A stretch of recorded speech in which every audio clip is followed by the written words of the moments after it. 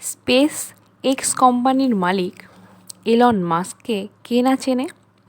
তিনি একবার বলেছিলেন, এমন অনেক মানুষই আছেন যারা মোবাইলের চার্জারটা না পেলে ভীষণ প্যানিক করে। মোবাইলটার চার্জ শেষ হয়ে মোবাইলটা ডেড না হয়ে যায় সেই ভয়ে। কিন্তু তাদের স্বপ্ন যে মরে যাচ্ছে সেই বিষয়ে তাদের বিন্দুমাত্র মাথা ব্যথা নেই। কথাটা কত সত্যি ভাবুন তো।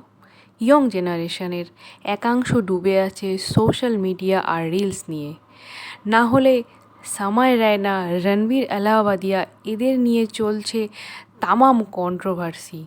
তার উপরে উপচে পড়ছে বিভিন্ন ধরনের মিমস। ভাবলেই খারাপ লাগে, এই ভারতেই জন্মেছিলেন বিশ্ববরেণ্য রবি ঠাকুর। যেখানে আমেরিকা চ্যাটজিপিটি, গ্রকের মতো উন্নত মানের এআই চ্যাটবট তৈরি করেও ক্ষান্ত নয়, নিত্য নিরন্তর আরও উন্নত এআই প্রযুক্তির সন্ধানে ব্যস্ত, সেখানে ভারত কোথায়? কবে বুঝবে আমাদের যুব সমাজ?